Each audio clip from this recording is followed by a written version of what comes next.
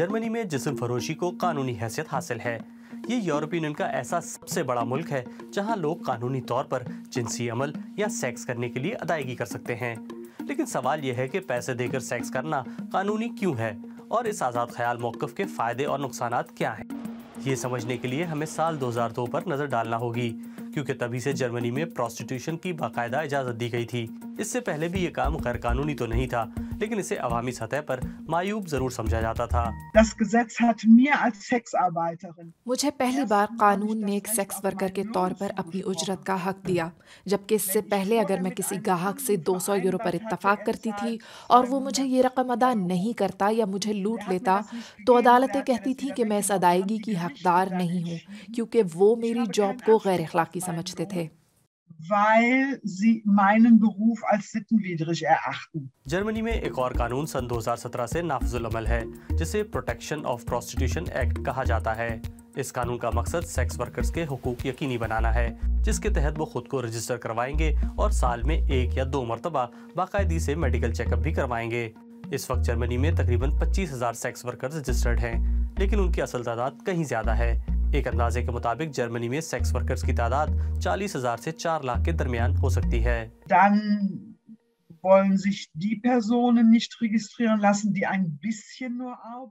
बहुत से लोग जो ये काम कम करते हैं वो खुद को रजिस्टर नहीं कराना चाहते। जैसे कि किसी का कस्टमर हफ्ते में 1 मरतबा घर पर आता है, वो रजिस्ट्रेशन करवाकर सामने आने से हिचकिचाते हैं।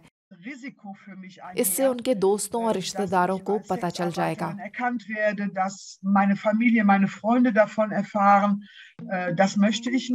यूरोपीय यूनियन के बेशतर ममालिक में सेक्स वर्कर को रजिस्ट्रेशन की ज़रूरत नहीं होती, लेकिन हर मुल्क में प्रोस्टिट्यूशन के कवानीन बहुत मुख्तलिफ हैं। जैसे कि रोमेनिया, क्रोएशिया और लिथुआनिया जैसे मुल्कों में इस पर मुकम्मल पाबंदी है। स्वीडन, फ्रांस और आयरलैंड में ये ममनू है, लेकिन अगर पैसे देकर जिनसी अमल किया जाता है तो गाहक को सजा दी जाती है, ना कि सेक्स वर्कर को। पोलैंड और स्पेन में इस हवाले से कोई ज़ाब्ता नहीं है। जर्मनी में जिस्म फरोशी को मुनज़्ज़म करना बज़ाहिर एक अच्छा ख्याल लगता है, लेकिन कुछ कारकुनों का कहना है कि जर्मनी में पैसों के एवज़ जिनसी ताल्लुकात को कानूनी हैसियत देना एक मसला भी है, क्योंकि ज़्यादातर सेक्स वर्कर्स रज़ाकाराना तौर पर जिनसी खदमात पेश नहीं करते। जब मैं रज़ाकाराना कहती हूँ तो मेरा मतलब ये नहीं है कि वो ये काम ज़बरदस्ती करते हैं, लेकिन इससे मुराद ये है कि ये ख़वातीन बहुत गरीब पस मंज़र से आती हैं, ज़्यादातर मशरक़ी यूरोप से। उन्हें यहाँ उनके अहल खाना या फिर मिडल मैन के ज़रिए जिस्म फरोशी में धकेल दिया जाता है। वो अक्सर ये भी नहीं जानती कि उनके साथ क्या होगा। अगर इसी नुक्ता नज़र से देखा जाए तो जर्मन कानून एक तरह से इंसानी स्मगलिंग की हौसला अफजाई कर रहा है।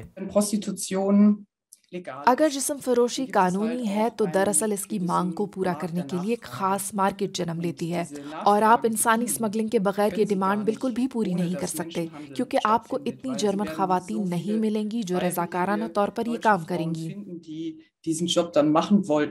बहुत से सियासतदानों का भी कुछ ऐसा ही मौक़िफ़ है। वो बरसों से अदायगी के बदले जिनसी अमल पर पाबंदी का मुतालबा कर रहे हैं, लेकिन बहुत से सेक्स वर्कर्स वाज़े तौर पर इस कानून को तब्दील करने के खिलाफ हैं।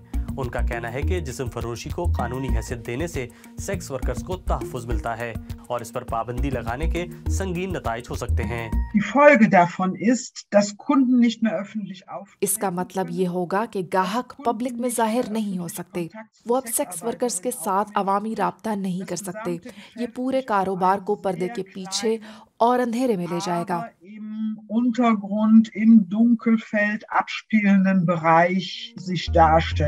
जर्मनी में कोई भी कानूनी तौर पर किसी भी वक्त पैसे के एवज सेक्स कर सकता है, लेकिन ये हमेशा वाज़े नहीं होता है कि आया जिस्म फरोशी करने वाले अफराद ये काम रज़ाकाराना तौर पर करते हैं या फिर मजबूरी में।